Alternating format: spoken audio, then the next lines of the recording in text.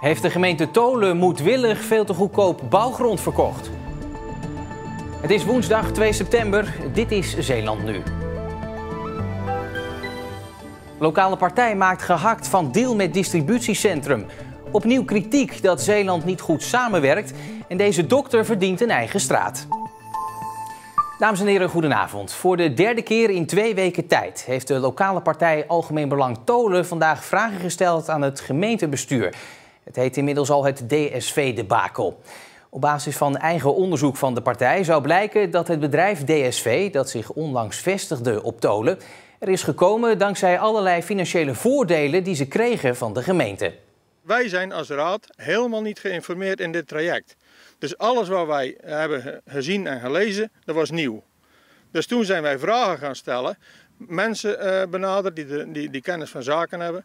Nou, en toen kwamen wij tot eigenlijk verbijsterende conclusies van wat gebeurt er op Tholen. Zo wordt volgens de partij duidelijk dat de 15 hectare grond te goedkoop is verkocht aan distributiecentrum DSV. Wij hebben de grond verkocht voor €87 per vierkante meter. Kijk, en onze buurgemeente Bergen op Zoom die rekent €161 per vierkante meter.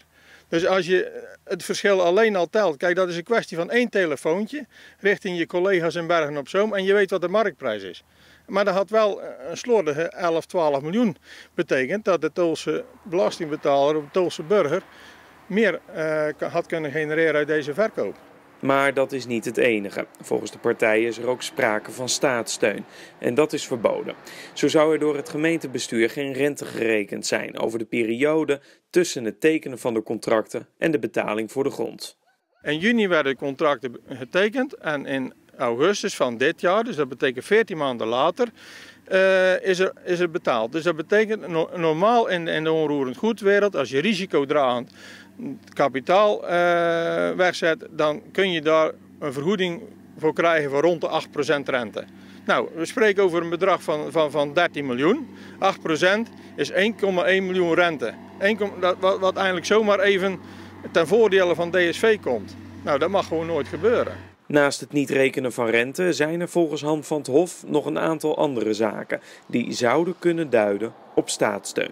Kijk, en wij gaan leggen in diensten van het bedrijf, dat is al staatssteun. Je spreekt hier over een grondwal die op gemeentegrond ligt. Dat gaat richting staatssteun. Dus eigenlijk van allerhande zaken komen er voor in aanmerking. Algemeen Belang Tholen wil kosten wat kost de onderste steen boven in dit verhaal. Daarom zoeken ze samenwerking en steun bij zowel coalitie als oppositie. Volgens hen zijn de antwoorden van het gemeentebestuur onbevredigend en geven ze geen duidelijkheid. De partij zegt zelfs de provincie en de Europese Commissie in te zullen schakelen als het gemeentebestuur niet met verduidelijking komt.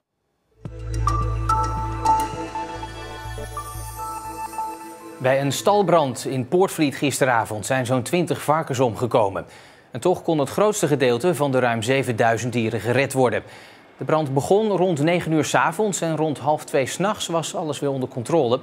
Het dak van de stal is verwoest, de andere gebouwen zijn gespaard gebleven. En opnieuw was er kritiek dat Zeeland op bestuurlijk niveau beter moet samenwerken en een sterkere vuist moet maken naar Den Haag. Dit keer was het speciaal adviseur Bernard Wientjes die met de boodschap kwam. Gistermiddag was de onderhandelaar voor het compensatiepakket voor even terug in Zeeland. Bernard Wientjes was even terug in Zeeland. Vlak voor de zomervakantie lukte het hem om een deal te sluiten tussen Zeeland en het Rijk. De marinierskazerne gaat weliswaar niet door, maar er komt als het goed is €650 miljoen aan economische ontwikkelingen en projecten naar Zeeland. Denk aan een streng beveiligde gevangenis en rechtbank, een kenniscentrum, een huisartsenopleiding, snellere treinverbindingen en meer. Het compensatiepakket waarvoor Wientjes heeft onderhandeld werd hier positief ontvangen. Maar er was ook een waarschuwing en die kwam opvallend genoeg van Wientjes zelf. Als het compensatiepakket wil slagen, zegt hij, moeten Zeeuwen beter onderling samenwerken en een sterkere lobby voeren in Den Haag. Het had natuurlijk wel een heel grote bestuurlijke dichtheid in Zeeland. Iedereen heeft wel een mening en iedereen is bezig en dat verlamt soms processen. We hebben een Randstadkabinet, moet je nooit vergeten. Dus de aanwezigheid daar en de lobby daar is buitengewoon belangrijk. En dat zie je hier, is men toch meer wat bescheiden. We doen het zelf wel onder elkaar. Houd het in de gaten. Ook het uitvoering van het pakket. Haal die jongens uit Den Haag erbij. De ministers en de ambtenaren. Want je hebt ze wel nodig. Wientjeswerk zit erop, maar de man die de samenwerking moet gaan aanjagen is Siebe Rietstra. Een topambtenaar die oorspronkelijk uit Friesland komt. Als het goed is, gaat iedereen nu heel hard aan het werk om alle afspraken die we met elkaar hebben gemaakt uit te gaan voeren. We gaan u in de gaten houden als uitvoeringsregisseur. Het belangrijkste, ik hou iedereen in de gaten. Want het zal ons niet overkomen dat de afspraken niet worden nagegaan. Rietstra heeft de eerste gesprekken al gevoerd in Zeeland. En natuurlijk houden wij u dan weer op de hoogte van alle ontwikkelingen in dat dossier. Nu inmiddels bij mij in de studio collega Stefan Dane voor ander nieuws van vandaag. Waar gaan we het over hebben? We gaan het hebben over fietsen in alle soorten en maten. Te beginnen met spinningfietsen in een discotheek. Bij Club El Toro in Goes wordt al even niet meer gedanst, maar nu wel serieus gesport. Ja, dat is wat anders. Nee, normaal doen we onze lessen bij Focusfit. Onze ruimtes zijn daar nu te klein om de hoge intensiteitslessen te doen. Dus in eerste instantie denk je, El Toro. En dan ga je nadenken. Dan denk je, ja, geluid, licht, dus ideaal. Ja, ga je een avondje naar de discotheek en dan ben je dus toch nog heel gezond bezig. Klopt, ja. Maar voor de echte fanatiekeling kan het natuurlijk nooit ver genoeg gaan. Die kan beter een voorbeeld nemen aan Johnny Uiterhoeven uit Seer Arendskerken. Hij fietst in 9 dagen maar liefst 1900 kilometer door heel Nederland. Vandaag was hij tijdens zijn tocht even in Zeeland. Onze verslaggever zocht hem dus op. En hij was benieuwd of hij überhaupt nog wel op het zadel kon zitten. Die voel ik ondertussen goed. Af en toe is een klein beetje smeren. Maar het is gewoon de bedoeling niet aan denken. En gewoon blikken op oneindig en gewoon gaan. Ja. Ik vind dat je na zoveel dagen er goed uitziet. Ja, dankjewel. Ik heb misschien wel wat kleine oogjes. Maar ja, ik heb vannacht een uurtje of 4 kunnen slapen gelukkig. Dus ik ben weer een beetje fris. Ik heb weer goede moed. Ja, ik heb er gewoon zin in om naar Limburg te fietsen. Hij heeft er zin in en morgenavond hoopt hij te finishen. Ik ga ons denk ik alvast inschrijven voor volgend jaar, Stefan. Nou, lekker dan. Ik wil in ieder geval even afsluiten met mooi en positief nieuws. Minder positief is natuurlijk dat de verschillende evenementen niet door konden gaan. Fietsevenementen zoals Ride for the Roses en Alpe d'Huez. Maar gelukkig was er wel het evenement Zeeland in actie. Om toch nog geld op te halen voor de kankerbestrijding. Maar het was ook ter nagedachtenis aan oud Ride for the Roses boegbeeld Theo Schouwenaar. Als ik aan Theo denk, dan kan ik daar emotioneel van worden. Het was een vreselijk goede man. Hele goede penningmeester van de Delta Ride for the Roses. En niet alleen dat, hij deed echt heel veel in het vrijwilligerswerk. Dus als ik daaraan denk, dan vind ik dat lastig. Maar ik weet zeker dat hij meekijkt en dat hij super trots op ons is. Nou, mooi initiatief. Maar natuurlijk hopen bovenal dat er volgend jaar weer gewoon gefietst kan worden, denk ik. Dat is zeker te hopen. Desnoods met z'n allen in een discotheek in Goes, hè? En Stefan Dane, dankjewel.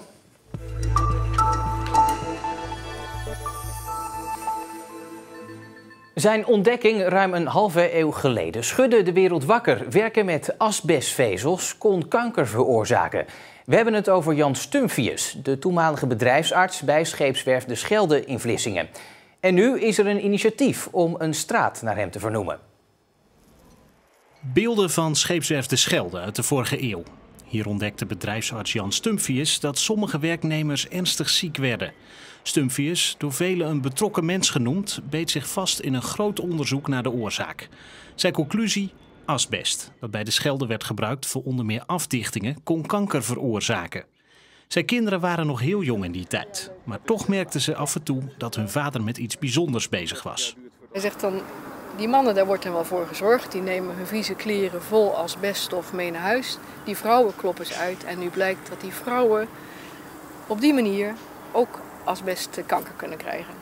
En dat vond hij echt heel naar. Dat is iets dat het zelfs zo ver reikt. Dat vond hij echt een hele moeilijke. Stumphius promoveerde en zijn bevindingen leidden tot veel ophef. Opeens was dokter Jan een bekende Nederlander. Toen het eenmaal die promotie daar was en de hele media-aandacht kwam en de interviews met Bob de Jong nog van het NOS-journaal, herinner ik me nog goed. En mensen gingen bellen, ook kan ik het asbest warmhoutplaatje nog wel gebruiken. Dus toen was wel heel duidelijk, ook voor ons, in ieder geval voor mij, hoewel ik nog heel klein was, hier is iets gebeurd. Het is natuurlijk heel... het was toen in ieder geval super bijzonder om je vader op tv te zien. Het was duidelijk dat er iets belangwekkends was gebeurd. En dat is later ook wel gebleken natuurlijk. Want zo stopte de Vlissingse scheepswerf acuut met het gebruik van asbest en later werd het overal verboden. Een straat naar hem vernoemen in het Vlissingse Scheldekwartier zou dan ook niet misstaan, vinden sommigen. Zegt ook Dick de Korte, oud-werknemer en nu vrijwilliger in het Museum Scheldewerf.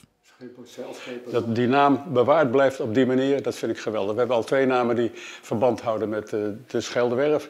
De Willem Ruijstraat die hiernaast loopt en de Jan Weugenkade, onze laatste directeur voor dat bedrijf door Damen werd overgenomen. Daar past zijn naam goed bij. De familie Stumpvius zou het een eer vinden. Ik vind het ontzettend leuk. Het is, zoals Ewert vaak zegt, het is een cadeautje. Hun vader is inmiddels overleden, maar wat zou hij ervan vinden? Hij zou er enorm plezier in hebben en hij zou het een fantastische aanleiding vinden om eens een goede borrel met heel veel gezellige mensen te drinken. Waarschijnlijk wordt dit najaar duidelijk of de Dr. Jan Stumpviusstraat er ook echt komt. In het westen van Zeeland was het lange tijd bewolkt met slechts enkele lichte lokale buitjes gelukkig. Maar in de loop van de middag loste ook die bewolking op en werd het eigenlijk overal vrij zonnig weer. Morgen dan wordt het weer bewolkt en krijgen we ook perioden met regen. Vrijdag ook regen, maar in het weekend wordt het vrij zonnig en droog weer. Het is de maand van de verkeersveiligheid. In het programma Zeeland 100% verkeersveilig zometeen tips over veilig fietsen met een e-bike. Nou, ik laat het je even zien. Dat is vanuit een dashcam genomen van de auto die erachter reed. En ik kan precies zien wat er gebeurd is. Zo. Ja, heftig hè? Straks veel meer daarover. En gevolgd dan het uitgebreide weerbericht van John Haviga. Ik wens u alvast een hele fijne avond.